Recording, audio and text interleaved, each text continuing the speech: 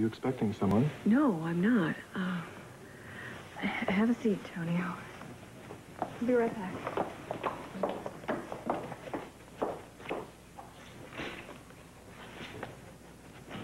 Morning, Simply Barbara Brioche. Who have you been talking to? I've been trying to reach you on the phone for an hour. Hi, Lucinda. Of course. Hold on. Hi. Good morning, darling. I was talking to my New York manufacturer on the phone. Oh, I thought you were going to dump that guy. Oh, well, I'm trying, but he's giving me a very, very hard time, so we're in the middle of this big conversation. It's just been difficult. What can I do for you?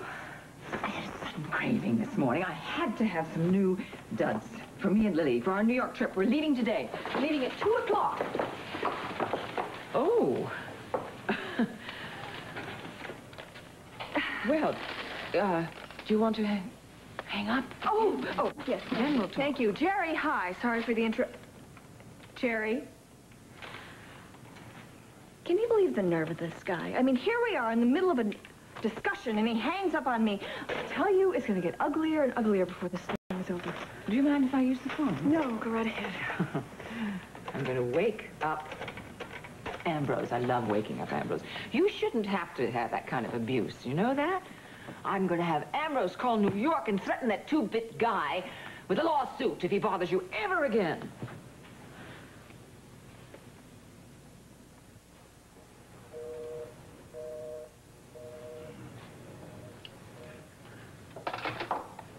Morning, Daddy. Morning, sweetheart. Well, how was your date with young Dr. Frankenstein? Oh, it was fun. Even you couldn't fault Casey on his cooking. Want to bet? Good morning. Good morning. Mom. Hi, darling. Okay. Well, I was hoping you'd sleep in this morning. You were up most of the night. How you doing? Just... Oh, God. It's just kind of sinking in that today is the day. They're actually going to choose a jury, and they're going to decide if I'm guilty of cold-blooded murder. Look, I don't care who sits on that jury. No one in their right mind would think that you're capable of that. Well, but the grand jury thought I was. Only because Tom wasn't there to defend you. All they had to go on was Hobson's calculated evidence and Marcia's lies. I just wonder what time the jury selection starts. I just called Tom to try to find out. His line is busy.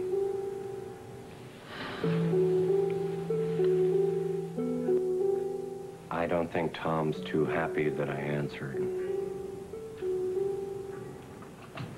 I have nothing to hide. Thank you. Morning. Is it? So far, mine stinks. Well, you saved me a quarter. I was just about to call and wish you good luck. I thought I might come down to the courthouse later and give you a little moral support. Well, I won't hold my breath. Sounds like you had kind of a late night. What's that supposed to mean? How long before you think you've evened the score? That's not what I'm doing at all. And I think it's damn demeaning of you to think that. Well, calling my wife this early in the morning and having another guy answer the phone isn't exactly my idea of a good... Me. In our entire marriage, I never once gave you cause for suspicion or jealousy, which is a hell of a lot more than I can say for you.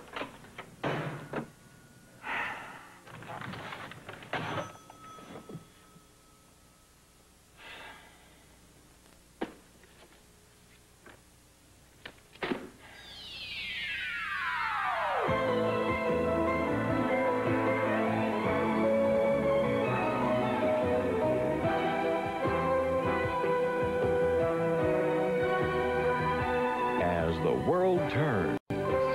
This portion brought to you today by delicious Citrus Hill Select Orange Juice. It gets your juices flowing. And by our moist, delicious baking mixes from Duncan Hines.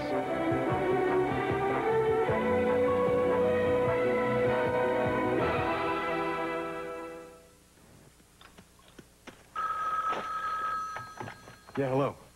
Good morning. Hi, Dad. I just wanted to wish you good luck with the jury selection, and Kim wanted to talk to you. So how was dinner with Roy's family? It was a little tense, but we're still planning on June 30th. Hey, Nella even decided she'd be one of my bridesmaids. Oh, that's good. Yeah, I've got to meet her over at Fashions today for a fitting. You want to come along? Well, it depends on what happens at the courthouse. They're starting jury selection today. Listen, I don't want to make you late, honey. I'll talk to you tonight. Just keep going over everything that happened. You concentrate on that crystal cylinder and every move you made once you entered that bedroom. Honey, I have been going over it every single minute. I have. I still just can't give you an answer, though. I cannot explain why the curtain was slashed. Well, just keep trying. Maybe something will come up. Listen, I really gotta run. I'll talk to you tonight. Good luck, son. Bye-bye. Mom, Heather and I are gonna go. Are you gonna be okay? Oh, sure I will be. I'm gonna keep busy. I know this waiting is the hardest part, but you know you're in good hands with Tom. Oh, indeed I do. All right. Bye-bye. Goodbye, honey. Have a good day. You too. Bye, Heather. Bye-bye. Bye, Bye Dad. now. Have a good day. Bye-bye.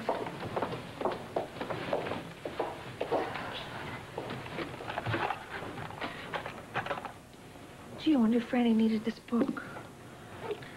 What did Tom have to say? Oh, he wants me to keep going over everything that happened before I killed Douglas.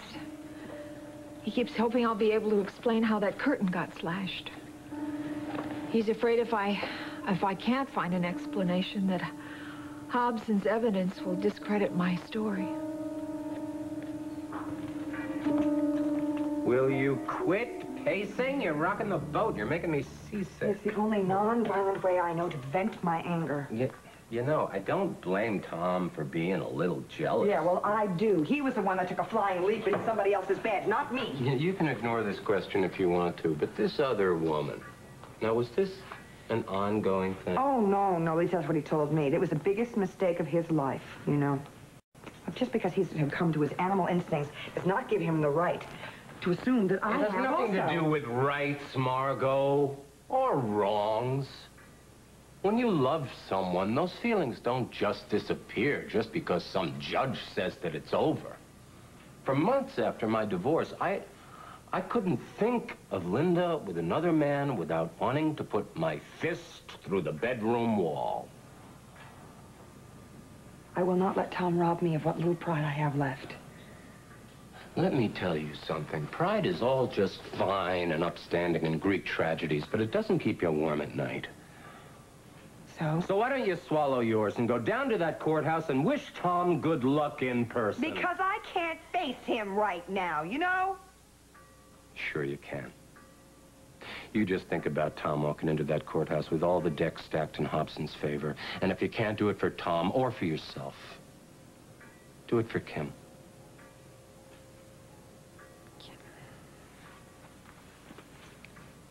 You're right. As usual. Come on, I'll walk you down. Oh, will you grab that folder for me on the desk there? Promised Mom I'd go and have a physical memorial later.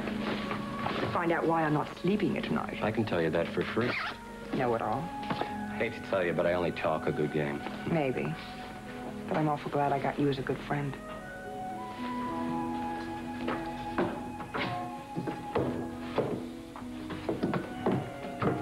I think it would be just perfect for you. Very sophisticated, and I happen to have it in the shop in your size. Sold, if it fits. The other one, the two-piece for Lily, all right? Terrific. Darling, why are you so edgy this morning? Well, I just don't know if it was a good idea for you to call Ambrose and have him talk to Jerry right away. I know how Jerry can get if he feels threatened. Well, there's no telling what he'll do. But who cares? You won't have to hear it. Ambrose will. That's what he's paid for. Right. Okay, I'll see you at the shop around noon when Lily gets out of school. Okay, I'm looking forward to it. Just so glad that your social life is buzzing. Scotch Terrier stopped by last night. Who? You remember. Oh. Now, Barbara, too deep with him. Not until you find out more about him. Oh, don't worry. I'm not going to even get my toes wet. Because I'm sure he cannot be trusted. I can handle him. If not, we'll stick Ambrose on him. Ah, sounds good. Bye-bye. Bye-bye.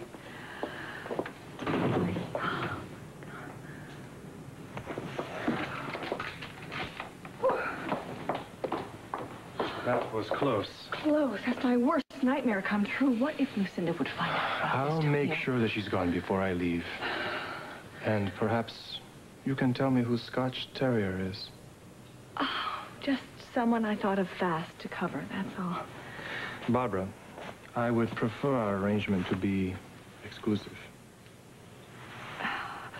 Oh, I just forgot. I've got to call Jerry before Ambrose does. Wait, God. You know, this is exactly the kind of complication that I was talking about that we can't afford. I think whatever complications arise from this, they will surely be worth it.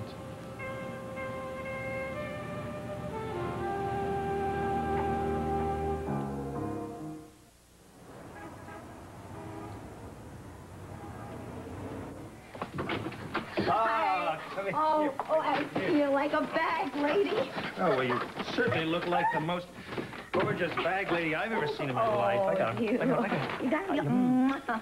Here, I'll take this little one. I wish you'd been with me. I had the most glorious time when I was, shopping up and down Fifth Avenue. But if you had just been with me, you could have helped me make up my mind. Oh, I'm sure you will look ravishing in each and every one of them, huh?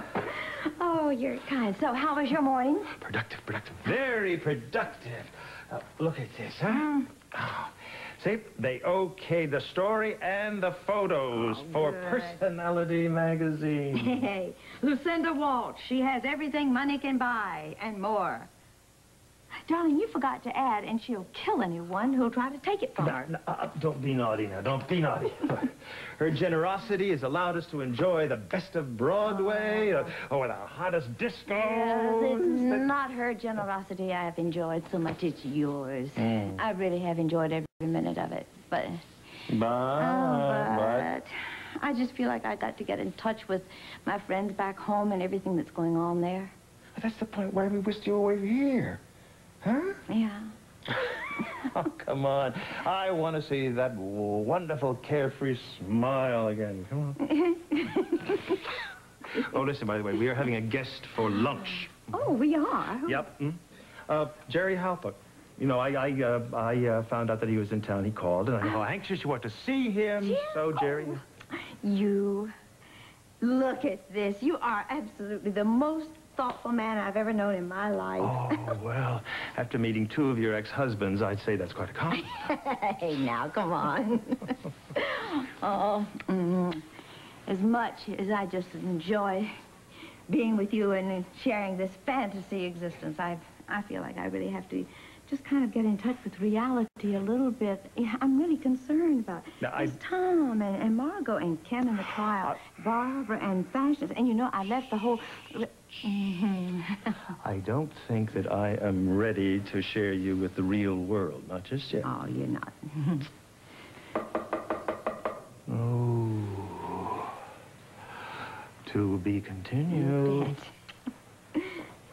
Oh, Jerry! Earl, here's coming to see you. Good to see you. Hi, Jerry, you.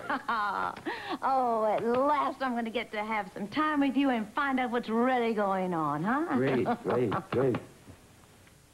You got these calls while you were out. Oh, great. Thanks, Debbie. Jerry Halpern didn't call? No, and another man called but wouldn't leave his name. He had some sort of accent. Spanish? No, more like British or Scottish. Well, look who's here, right on time. Yes. Debbie, I want you to meet Lucinda Walsh and her daughter, Lily. They always get the VIP treatment around here. I have those dresses all pulled for you. They're in the back. Marvelous. Come on. Let's lift our sagging spirits. What's the matter with you, baby? Oh, I talked to Dusty this morning, and he's like an overwhelmed spring. Oh. He's so worried about getting straight A's in his finals. Oh, John. Here we go. There you go, pretty girl. One now. Gold is obviously me, all the glisters. I hope you're going to like that. Do you Yes, I like it. Oh, good. Let's try them on. Try them on, ladies. I'll be in a minute. After you, sweetheart. If you don't like it, Come on, Jerry. Come on, Jerry. Call. Your secretary said you were going to be in today. Hello, Barbara.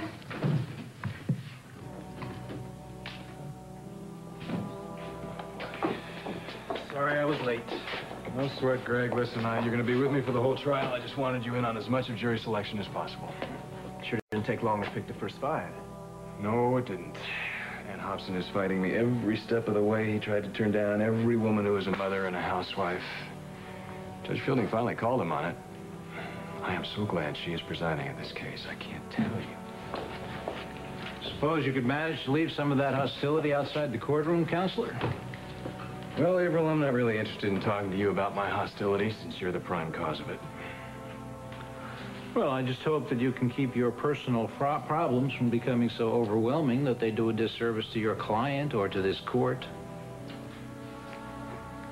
You seem to be mislabeling my personal problems as my anger at you for bringing a murder charge against Kim Hughes based on questionable evidence and the testimony of a certifiable madwoman. Then taking that so-called case to get your name in the papers and making a mockery of the system of justice. I really doubt that you would exercise such caution in the selection of the jurors if you didn't think I had a solid case, Mr. Hughes. Why don't you use this break to pull yourself together, hmm?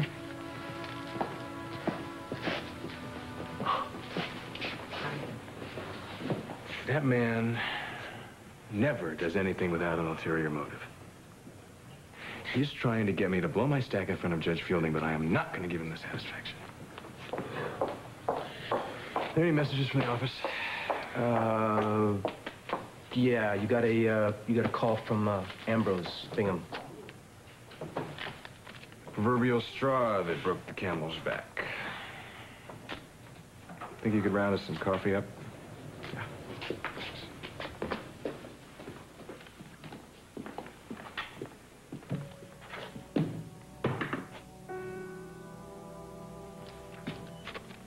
Ambrose Bingham called. I'd like to arrange a meeting ASAP on subject of Hughes versus Hughes divorce.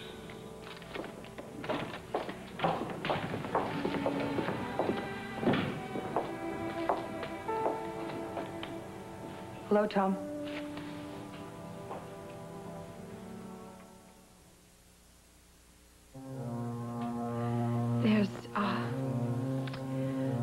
There's something that I have to tell both of you. Tom, I've known for a long while that you think that I have been withholding evidence. And you were right.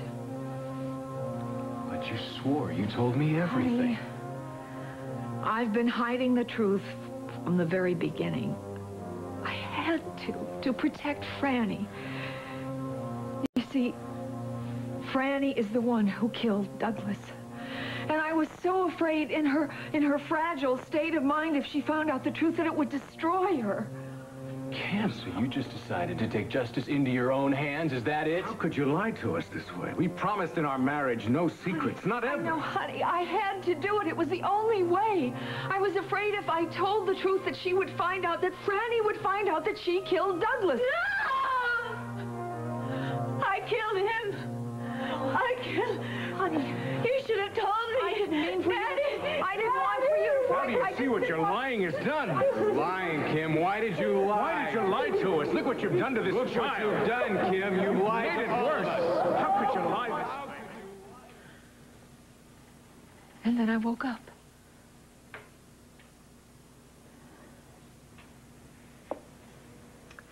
If my family knew that I'd been lying,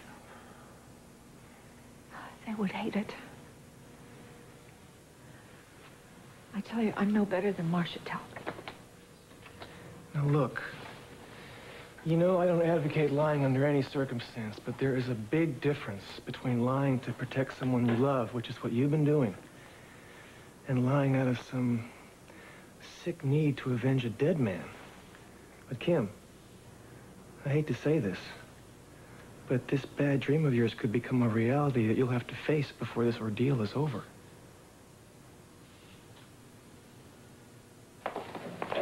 I'm sorry I didn't get here earlier, but McCluskey assigned me to a new case. How's it going? It's going faster than I expected. Hobson's so anxious to get this trial going, he's given in on some of the jurors. Well, that's good for our side, right? Yeah. What am I supposed to say to you? Well, you could start with an apology for this morning's outburst on the phone. No, I'm not going to apologize for an honest reaction. Not when I call your house that early in the morning and Hal Munson answers the phone. I resent that. Hal Munson happens to be a friend of mine. You know that. If the situation had been reversed and you'd called my place and a woman had answered, you would have felt exactly the same way, Margot. Your memory's very short, Counselor. I did call your room one morning, and Barbara answered. I came here to wish you good luck. So good luck and goodbye. Now, wait a minute. Wait, just don't go, okay? I'm a little rattled this morning, and then I get this note from Ambrose Bingham. Got any idea what it is? I'm sure it has a lot to do with our divorce. Oh, well, how nice to see the Hugheses sticking together through thick and thin. You better believe it. Counselor, I thought I might like to propose a compromise on the final juror selection. Compromise? Will you? Not likely. Come on, Greg, let's get at it.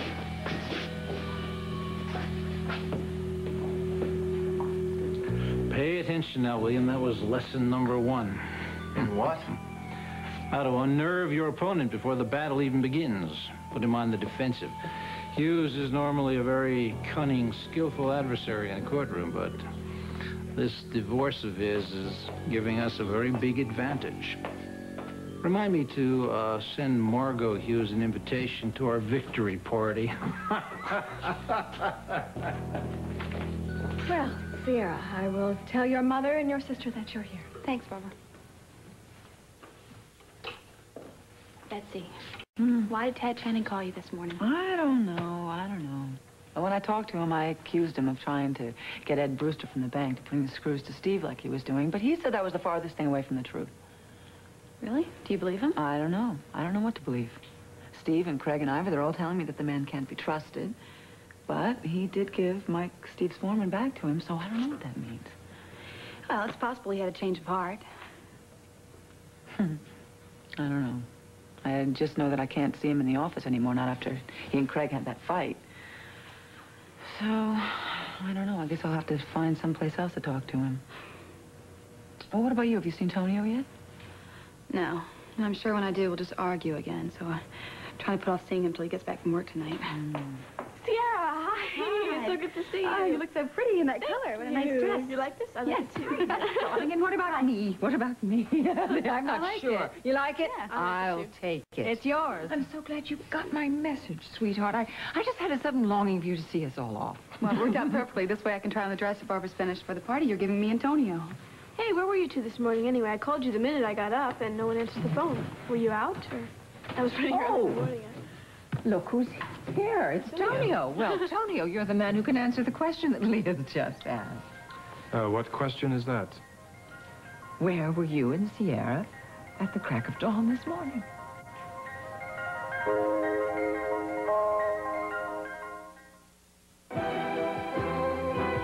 This portion of As the World Turns has been brought to you today by Pepto-Bismol. Coats, soothes, and relieves. Pepto-Bismol for most common stomach discomforts. And by Bounce for clothes you can't wait to jump into. We'll continue with part 2 of As the World Turns in just a moment.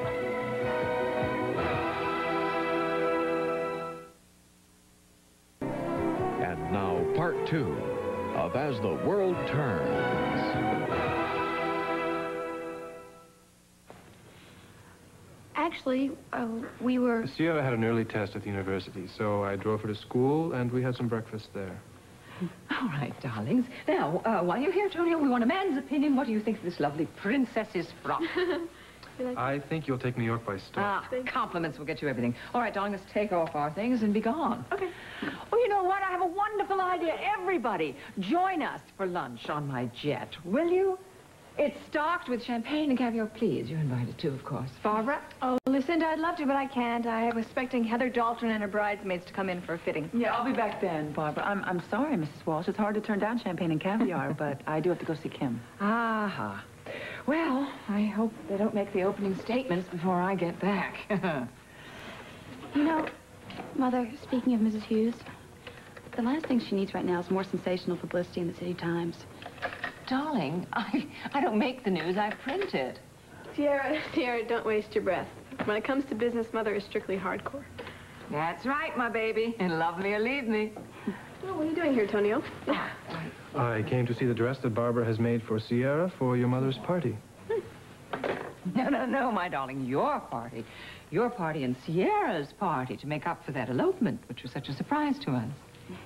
Well, I'll get Sierra's dress. No, we don't have time for that. My daughter and her husband have to see me off to my jet. And you have to, because you are the beneficiaries of my flight insurance. I really don't have time. Please come. We haven't seen that much of each other lately. Come on. Sierra, you have to have something to eat, and so do I. Why don't you join us?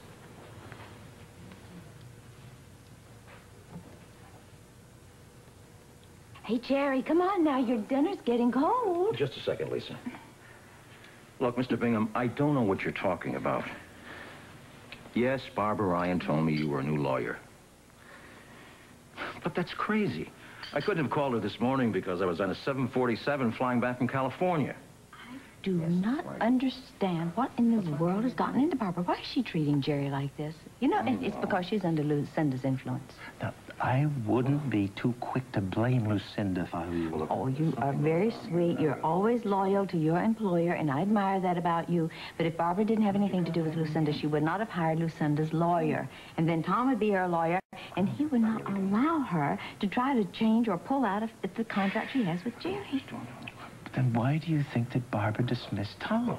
Oh, I don't know. I guess because I think her nose was out of joint a little bit. She felt like Tom couldn't spend 24 hours a day working on Simply Barbara. Look, why don't you contact me again when you have your facts straight, Mr. Bingham, not before. Why, Jerry, what in the world is that all about? What? Huh? Now, Barbara's new lawyer just accused me of verbally abusing his client on the phone this morning. What? I haven't even talked to her lately. Boy, I don't know what game Barbara's playing, but I intend to find out. Well, no, wait, that's not. There's got to be some kind of misunderstanding. Barbara wouldn't make up a wild tale like that. She really would. I'm going to have a talk with that girl right now. I think it might be better if you didn't get involved, Lisa. Now, I know Barbara's your longtime friend and business partner. No, wait, so... she is also your business partner. And you know me, I'm not the type of person just to sit around and wonder what in the world's going on. No, sir, I take the bull by the horns, and I'm going to do that right now. Even under normal circumstances, the emotional burden of taking responsibility for a murder that you did not commit has got to be enormous.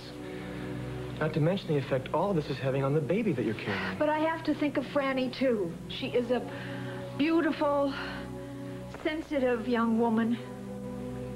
She has every right to have a bright, happy future.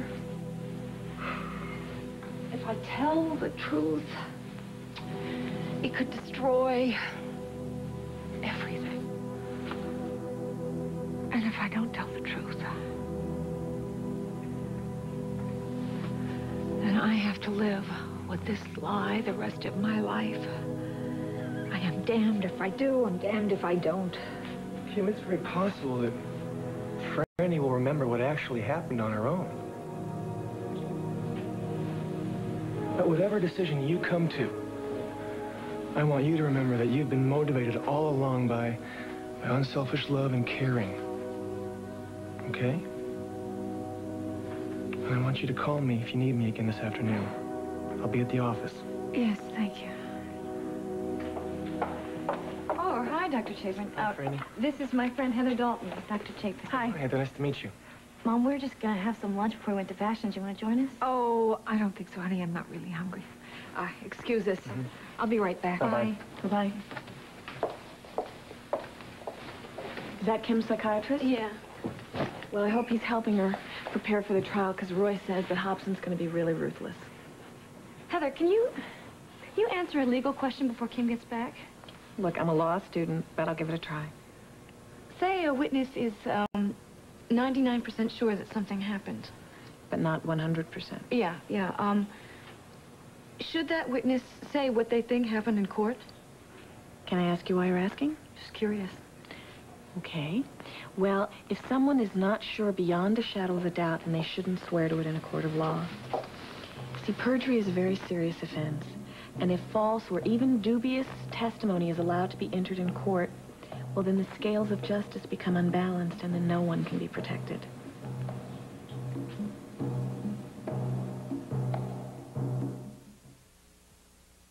Why don't you try this on? Excuse me. Is Barbara here? She's in the back. I'll get her. Thanks. I don't know why we had to come here now.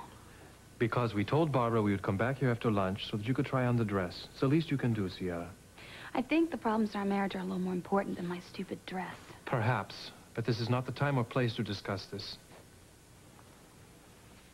Donio, I know that you're probably upset with me because I spent the night at Steve and Betsy's last night, and now they know about our fight, but I couldn't go back to the apartment alone after you left.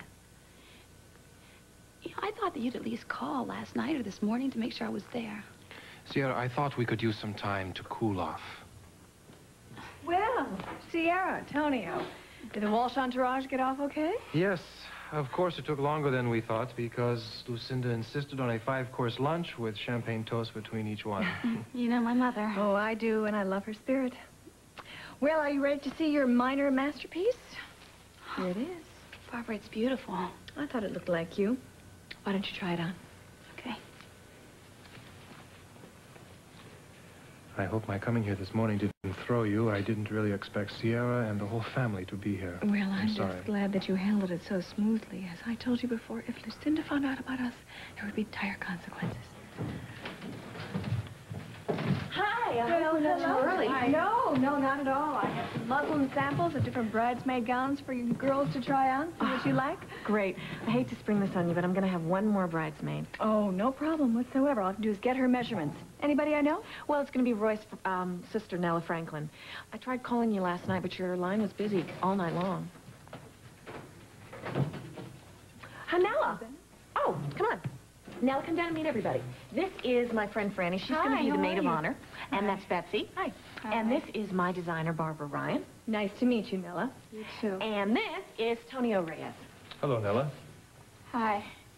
Nella, I think your figure is going to be perfect for the dress I have in mind for the bridesmaid. If you two would like to look around, I'm going to go back. She's trying on a dress that Barbara's made for the wedding party. Something you'd like. And I hope you two will both come. Okay, little sister, you're first. Let's see if this size fits you, okay? Betsy, I want to thank you and Steve for taking Sierra in last night. I hope you weren't inconvenienced. We had an argument, and I think things are all right now. Well, I'm glad. Okay. Wow, you look incredible. Oh, pretty. Hope you know how lucky you are. I do. I'm a very lucky man.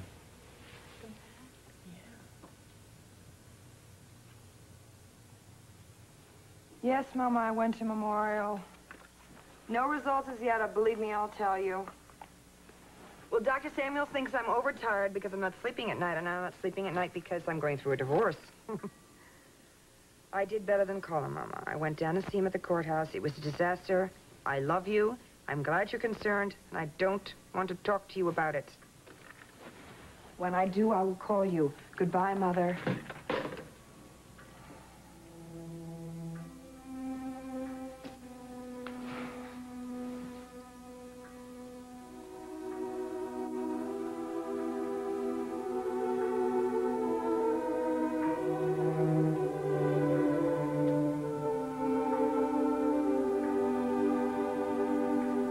If you'd been a proper wife to Tom, this never would have happened. Margot, please. Please don't let one rotten mistake destroy everything we had. God, I hate the loneliness without you. I hate it too, Tom. Oh, how much I hate it.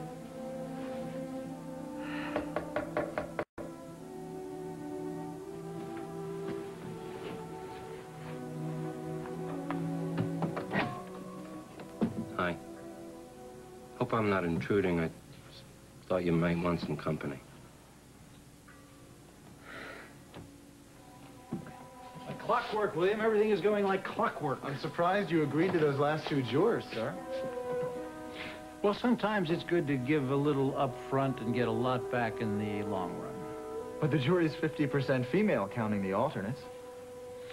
Yes, well, that's a small price to pay, I think, for having the trial begin tomorrow. Besides, Hughes is confident that the women jurors will side with his stepmother, and I think we can convince several of them otherwise. I'm not so sure. Kim Hughes is a highly respected woman in Oakdale. She's a wife, a mother, pregnant to boot. Marcia Talbot's a spinster who carried a torch for her psychotic boss. I don't see that as much of a contest. Well, the Marcia Talbot that you'll see on the witness stand will be a far different woman from the one you've seen in the jail cell, William. Okay, Greg, listen, I think you better call the office, see if there are any messages. If you need to get in touch with me, I'll be over at Kim Hughes' house, all right? Oh, and don't plan on getting a lot of sleep tonight. We got a lot of work to do, pal. Counselor, you satisfied with the jury? Not dissatisfied. Look, Tom, I know we've had our share of run-ins in the past, but you know what Judge Fielding said to us about no personal enmities in the courtroom. I think you should leave them outside the courtroom tomorrow. I hope you can do that. Plan to respect the judge's wishes. Well, I'd like to shake on that. All right. May justice be served. That's exactly what I'm counting on. Good night.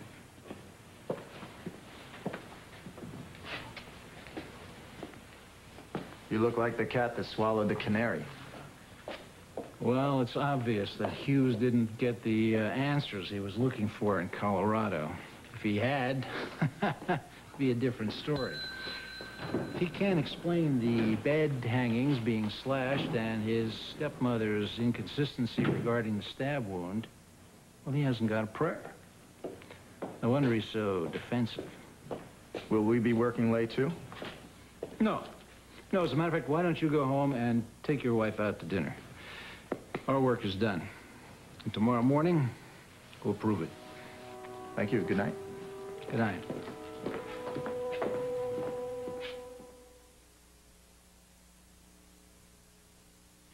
Earl, I just feel like I should have just taken the next plane home after I talked with Kim. Oh, no. There's nothing you could do tonight. Just offer her moral support, which is what you did on the phone. Well, that's what she said I did anyway. Oh. The important thing is that you'd get on a plane in a minute to go back to Oakdale if she needed you. Mm-hmm. She'll be there tomorrow when her trial begins. I can't get over that. The trial begins tomorrow. The trial begins tomorrow. That is why I totally forgot to talk to Barbara about Jerry. Now, that can wait until tomorrow, too. Oh. You know what I want you to do? What? I want you to put on one of those beautiful dresses that you bought this morning, and I want to take you out to dinner. Oh, no. Oh, as much as I would love to, I'm afraid I wouldn't be good company tonight. No, you listen to me. Hmm. This is our very last evening together in New York. And I want you to enjoy yourself, Lisa McCall, whether you like it or not. Right. I have something guaranteed to make that happen. Oh, really? What? I'm going to take you for a handsome ride in the park. Oh. All the flowers, everything's in bloom that we have over an hour before we have to have dinner. That sounds wonderful. Such enthusiasm. How can I possibly say no? Now, would you please give me 1 minute to get dressed, okay? I'll give it 2. You got it.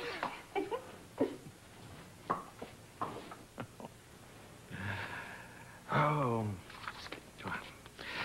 Lucinda's gonna be ecstatic when she sees the outline for the magazine.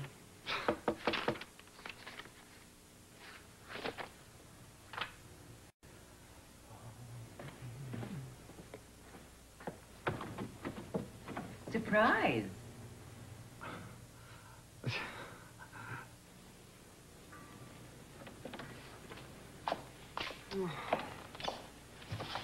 I get even more depressed when I read that garbage. Matter of fact, that's what Lucinda's Walsh's paper is. It's garbage, and that's where it belongs. It's in the garbage. Oh, you look worried. What do you know that I don't know? Hobson's had his way with everything so far. First with the investigation, then with the grand jury hearing, and now he's got the early trial date that he wants. Well, you see, the person who starts out fast and furious in the beginning usually runs out of steam. I really, truly believe that Tom's going to pull through in the final stretch when it counts. Why don't you tell that to Tom? After that reaction to a simple good luck? I'm weird, but I'm not masochistic. Oh, come on, Margot. He was reacting to a whole lot more than that. I don't care. I don't need to be subjected to his insulting jealousies, his insulting innuendos. You answered my phone, for God's sake, Hal. You didn't. That's hardly proof of adultery. Margot, Tom is under enormous pressure with this trial right now. I really hate to see you adding to it. Of course, Hobson would probably applaud. No guilt. Okay, don't see Tom. But don't you at least want to see Kim and the rest of the Hughes? I know how close you are to him. That's true.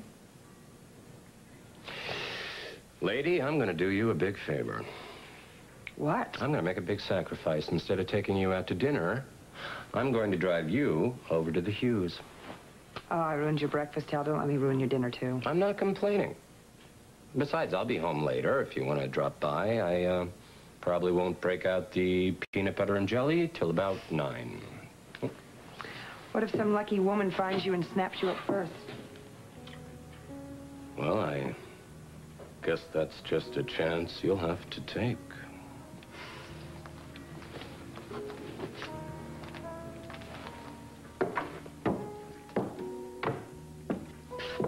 I hated to leave you alone all day today. Well, I managed to keep myself busy. I cleaned a lot of closets and wrote some letters and did some serious thinking. Did it work? I don't know. I had to face some hard, cold facts. Especially after Tom called and said that they'd finished choosing the jury. Well, he's encouraged by that. I mean, half the jury are female. That was something he was hoping for. He feels that they'll be more sympathetic to the situation you found yourself. Hi. Oh, Tom, hi, darling. Just had a long talk with Granddad. He's in complete accord with the way I plan on handling your defense. Good. Good. We're going to use a two-pronged approach. First, I'm going to try and discredit Marcia Talbot as a witness. That shouldn't be too hard because she's admitted to the kidnapping. She killed Kevin, and she helped Douglas cover over those 3 other murders. More importantly, I'm going to show that jury that you couldn't possibly have committed cold-blooded murder. Tom.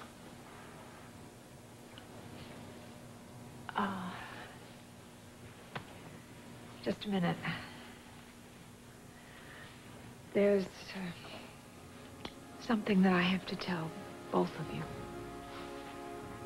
You guys, you'll never believe what happened. After my session with Dr. Michaels, I remembered part of what I'd blocked out. Now, it's the answer that we didn't find in Colorado. And I know it's going to help in your defense of Kim.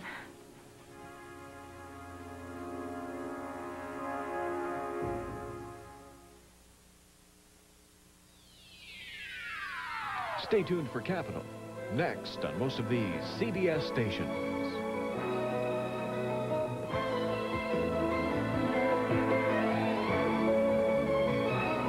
Men's Fashions by Aquascutum of London, 5th Avenue, New York. Jewelry by Alexis Kirk.